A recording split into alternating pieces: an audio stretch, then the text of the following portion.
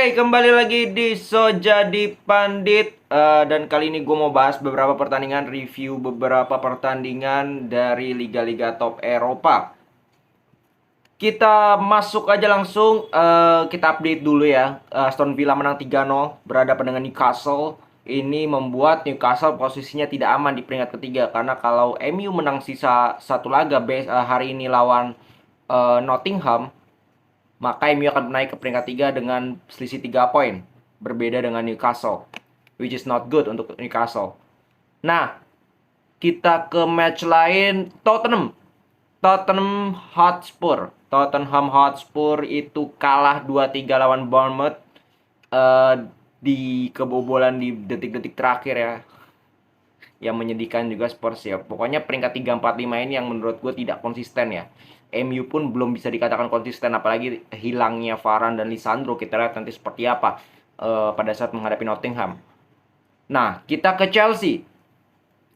Chelsea ya, ini adalah laga ketiga dari Frank Lampard menjadi pelatih interim atau caretaker yang menggantikan Potter ya.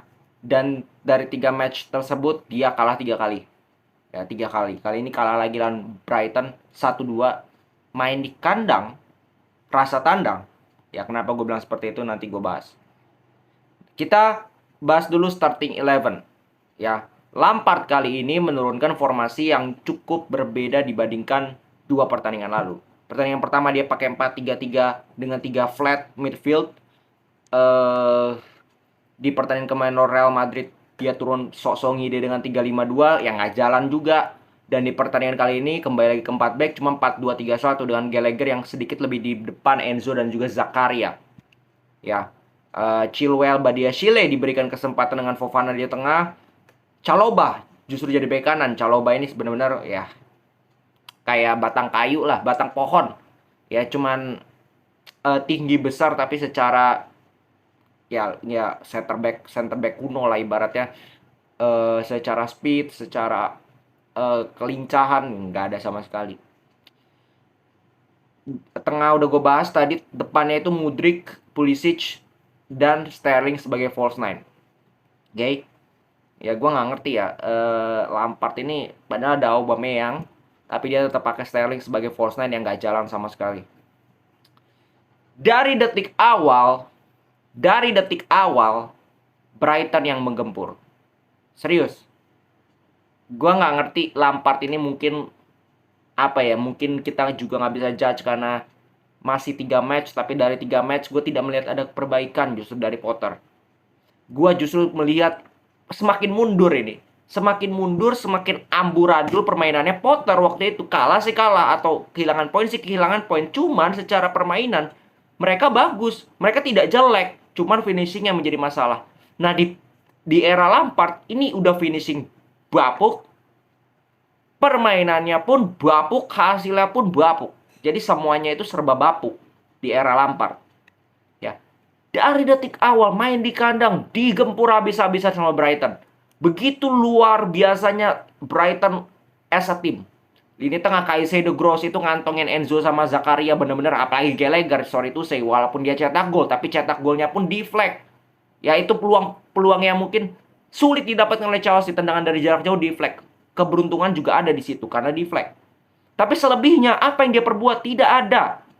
Chelsea tidak bisa berbuat apa-apa. Pemain-pemain yang diturunkan, apalagi Mudryk lah, Sterling lah, aduh, bener-bener big jokes gitu. Sedangkan begitu leluasa March, McAllister, Mitoma, begitu enak mereka bermain di pertahanan dari Chelsea. Seakan-akan Chelsea ini main di kandang beneran. Main di tandang.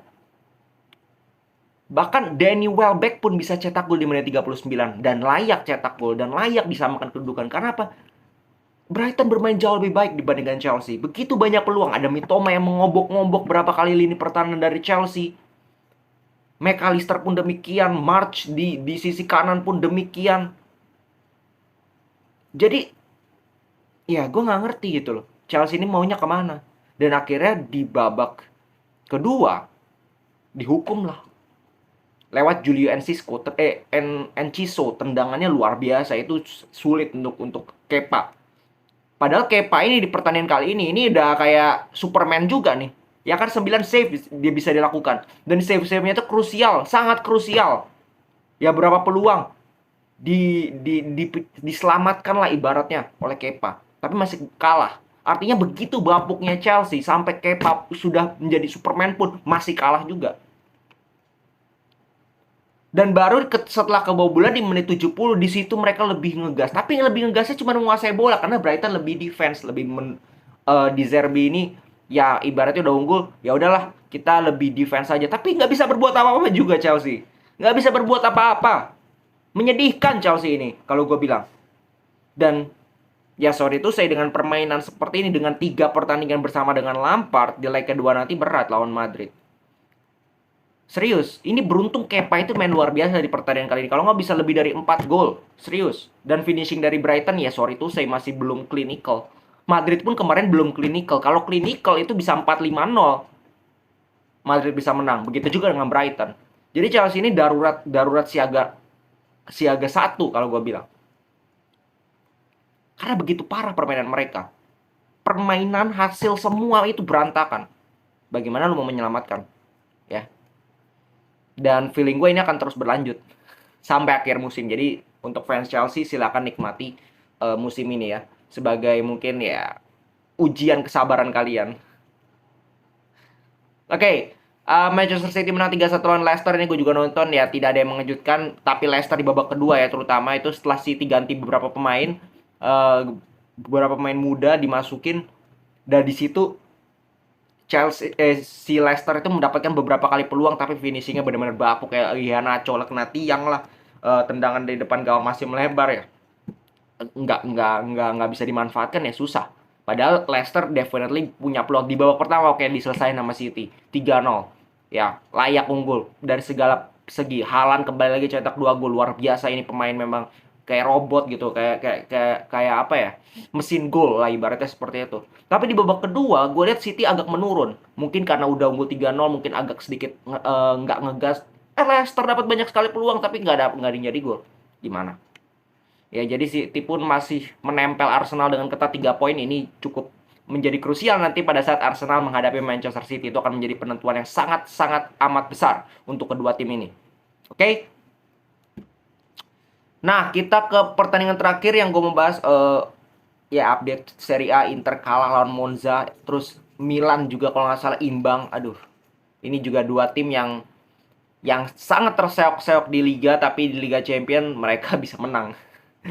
Inilah kadang-kadang ya setiap kompetisi beda pendekatan, dan itu yang ditunjukkan oleh Milan dan juga Inter. Ya mereka Milan seri 1 sama lawan Bologna, Inter kalah 1 lawan Monza.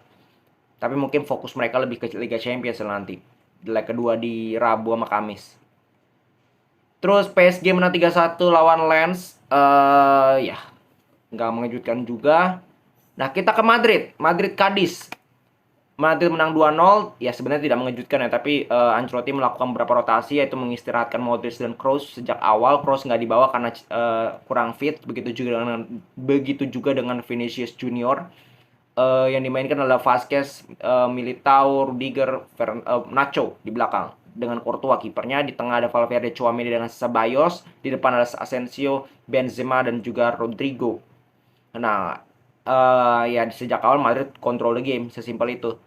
Cadiz mendapatkan peluang, ia dapat tiang ya di awal-awal, itu pun lewat counter. Tapi sisanya ya mereka sulit untuk bisa mengimbangi intensitas yang ditunjukkan Madrid. Madrid menekan sejak awal, menciptakan 35 shots, which is really good performance dari Madrid. Kalau gue bilang begitu banyak shots, tapi yang menjadi masalah adalah finishing dari mereka. Ini yang juga terjadi di pertandingan kemarin menghadapi Chelsea. Mereka bermain sangat luar biasa, tapi yang gue bisa kritik dari mereka satu hal, yaitu finishing. Finishing yang begitu buruk dari pemain-pemain Madrid, nandangnya itu ke arah gawang. Tapi di pertandingan kali ini di sisi lain finishing yang kurang baik, tapi penjaga gawang dari Cadiz ini juga sangat luar biasa, David Gill.